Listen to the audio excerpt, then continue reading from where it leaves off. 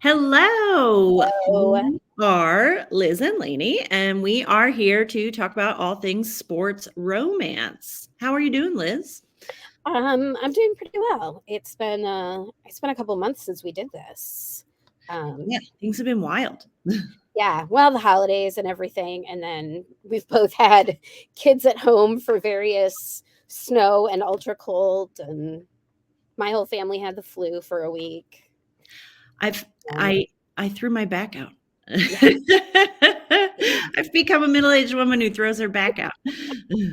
I suppose you can't play soccer then. You did it. Did you do it at soccer? I did it playing soccer. I have Yeah. not played soccer for 3 weeks, and I hate it. Oh no, yeah, that's hard. I Yeah. know when my husband sprained his ankle and couldn't play soccer, he was very grumpy about it. It's the pits, but my readers have been so great. They've all been sending me, like, really amazing tips and things that worked for them when they throw their back out, so I am glad for that. Mhm. That's I awesome. have this, lacrosse ball that I sit on, so Oh, okay. it's supposed to help. I don't know. All right. And you said you're sitting on a ball right now? I'm sitting on a ball, a big purple exercise ball in my dining room. It's supposed to be good for you anyway. Like Yeah.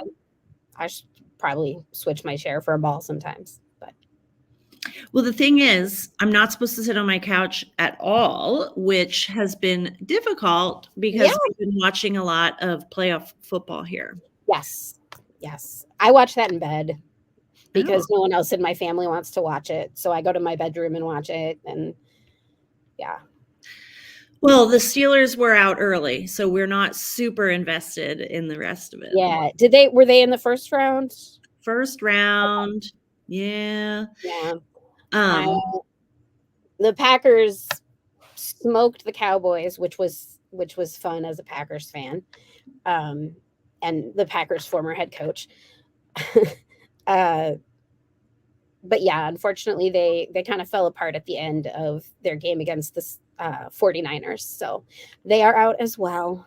yeah, but you've got some football books going for you right now, right? I do. The third one in my trilogy just came out. So you can get all three of those now if you're looking for football romance. If you're a big fan of the Travis and Taylor, I don't have any pop stars in mine, but they're good football romances, and you have some as well. Yeah, mine are college romance or Okay, yeah, college college football, football, but yeah, still in the we're in bowl football. season, right? Or I guess the bowl games have all ended. I've been out with the Yeah, group. Bulls are done. I think they go like I think it's like January 10th or something is the last one.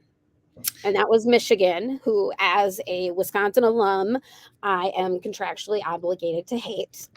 Um, I'm a Penn it's State alum. nice to see the Big Ten. Yeah, I'm also supposed to hate Michigan, Yeah, so yeah. woo! My grandma went there, and we tolerated her because the rest of us are all Badgers. Yeah. But Well, and then another hot, exciting thing is that, the NWSL, like, preseason games are going on. yeah, they start up, and then March 15th is the official beginning of the season. My daughter is trying to convince me that we want to go to San Diego for spring break so I we mean, can it'll see. be warm there. It would be a great place to go to spring break. Unfortunately, tickets are very expensive. Yeah. Um, but she wants to go there so we can see a Wave game because Alex Morgan is her favorite player. I mean, Gotham is gonna be such a powerhouse this Oh year. my God, Gotham's going to be amazing. If Yeah, anybody's writing soccer romance, they would want, like, the it team to be the New York team. yes, yes. That is go Bats. Where are your soccer romance books set? Milwaukee. Yeah. Everything's set in Milwaukee. I mean, same, mine are all set in Pittsburgh. Yeah, we need to give our smaller cities some representation. Yeah, the Rust Belt is thriving with sports and Yes. romance. Yes, Milwaukee is getting a men's soccer team, I think in 2025. Nice. And then Madison, which is like an hour away from Milwaukee, is getting that new women's league that's starting up in 2025. Madison will have an expansion team in 2026. So, Nice. yeah. Yeah. Well, so that's all what's going on new with sports stuff. But today we're meeting because we were talking about something really old. Do you wanna say which book we're talking about today? Sure. We are talking about the Heiress Hunt by Joanna Shoup. If you're familiar with her books, she writes kind of Gilded Age. And this particular one, she writes, Maddie is the heroine, and she is a pro tennis player in a time when women were just starting to be able to play pro tennis. And it's a really neat feature in the romance and in the book, and the hero is very supportive of her, which is great. Yeah, when you were telling me that you wanted me to read historical sports romance, and I was like, Liz, that doesn't exist. And then I remember there is like a boxing element in a couple of the historicals. There's a number of boxing Mhm. But romances. I mean, this one was a ladies' sports romance, which how cool. I was really glad that you told me about this book and that it exists. Yeah, I love Joanna Shoup. I love the Gilded Age books. Her what's her other series? I don't know. Anyone who knows Joanna Shoup will know the series I'm trying to think of.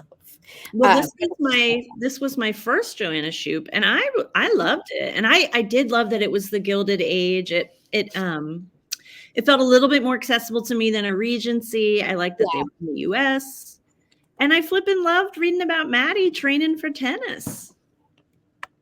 yeah. Oh, it's the Fifth Avenue Rebels. That's the series that. Oh wait, no, this is the Fifth Avenue Rebels. Yeah, that makes sense. What is the other series? We'll plop it in the show notes later. Uptown Girls. That's it. Okay. It's three sisters, and yeah, I mean, she's got a number of series, and they're all.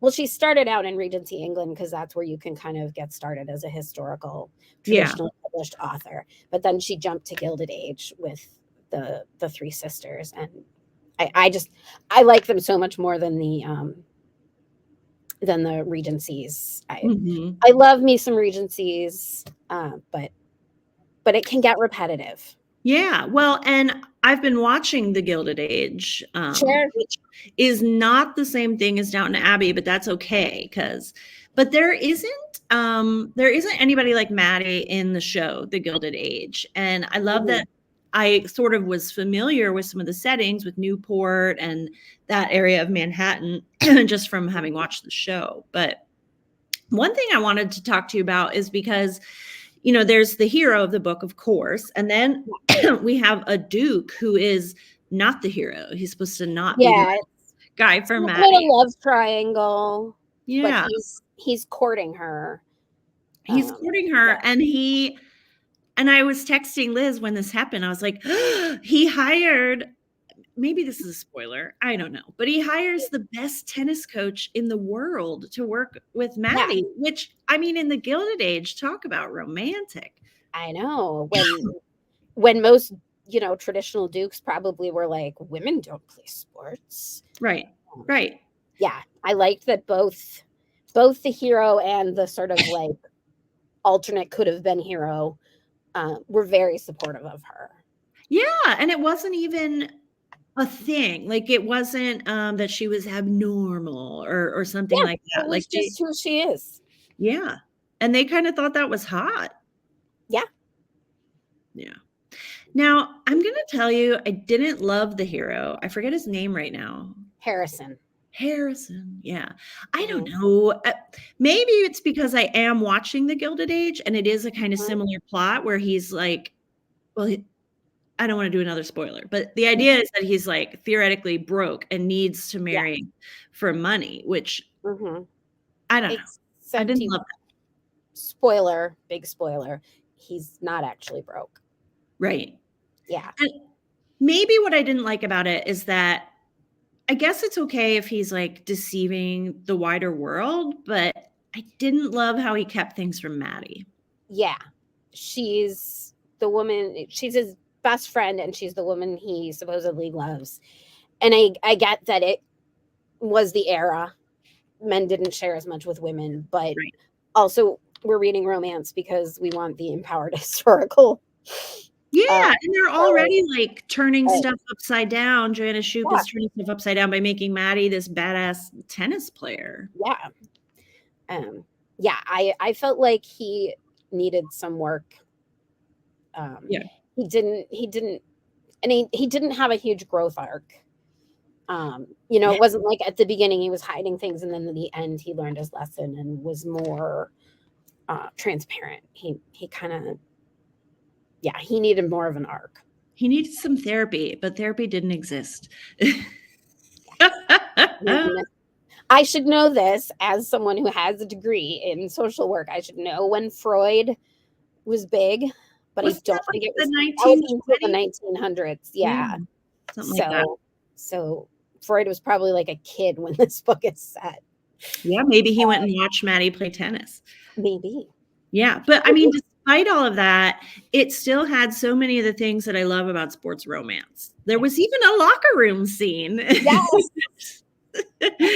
So not that they call it a locker room, but yeah. Let's see, what else was there? And it was just really so interesting because the tone of the whole book was still light and fun, which is often what I really like about historical romance. But yeah, and then we had like the big sporting event and we had these famous coaches.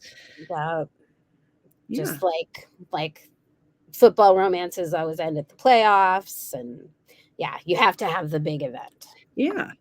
And there was some drama and danger and costumes. Yeah, there was a house party in Newport. Right. Yeah. That was sort of some shenanigans. Yeah. And so, you know, you have convinced me that historical sports romance is a thing and is also for women athletes. Yes. I when we were looking for books to read, I also found one that was a woman playing archery, doing archery. Yeah. I believe that was a Regency set one. I will say I didn't read it yet. Okay. But that could be kind of fun. Yeah, well, I'll give it a chance. Yeah. We can put that in the show notes too. Yeah. Yeah, I mean, I wish that there were more historical sports romance in general, and especially women.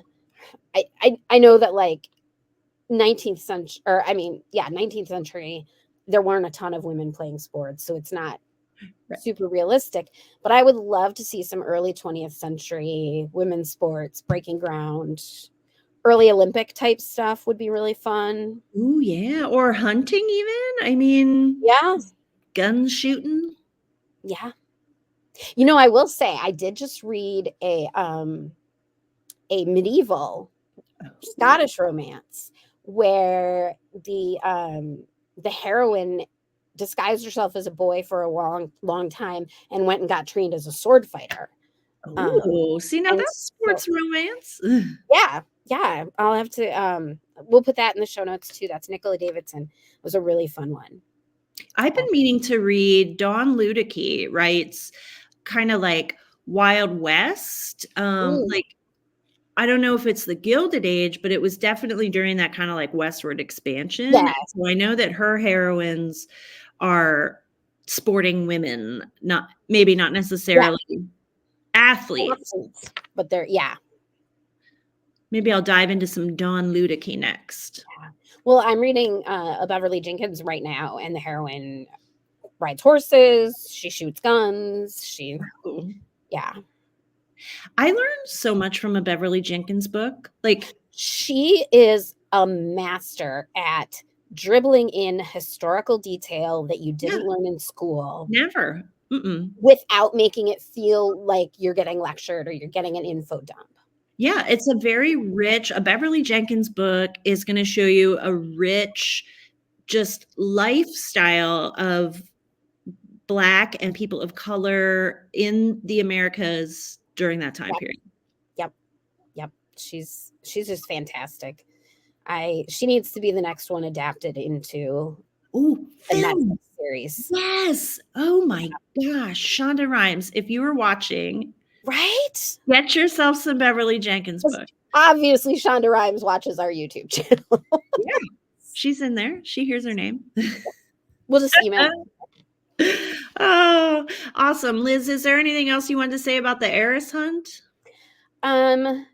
No, I did like that also it's a less common sport. You know, it wasn't the beginning of football or baseball, which again, I think or 20th century anyway, but that you don't get a lot of tennis romance. Yeah, I haven't read a ton overall. I read Olivia Dade has a Olivia tennis. Dade's, yeah. Yep.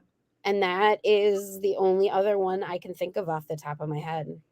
Yeah, it's definitely the only other tennis romance that I've read. Yeah, So same. good job expanding my sports romance horizons.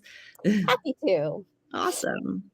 Well, I hope that our kids stay in school and that Yes, I'm tired of school days. stay healthy. Yes. Yeah. So maybe we'll be here next week. Yeah. And go Lions.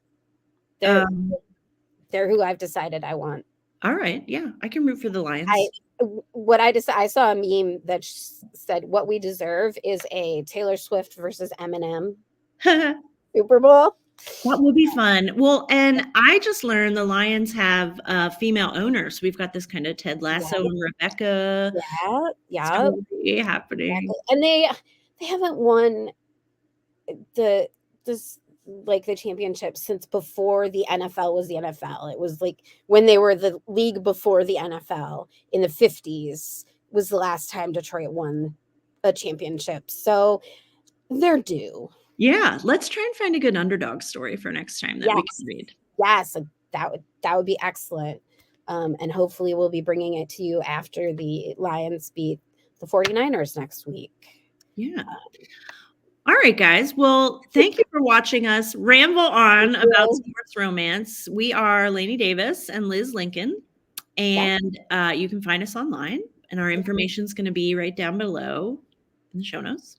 And if you like this content at all, please go ahead and give us a like and subscribe so we can keep bringing Share with your friends who read sports romance. Yeah, we're fun.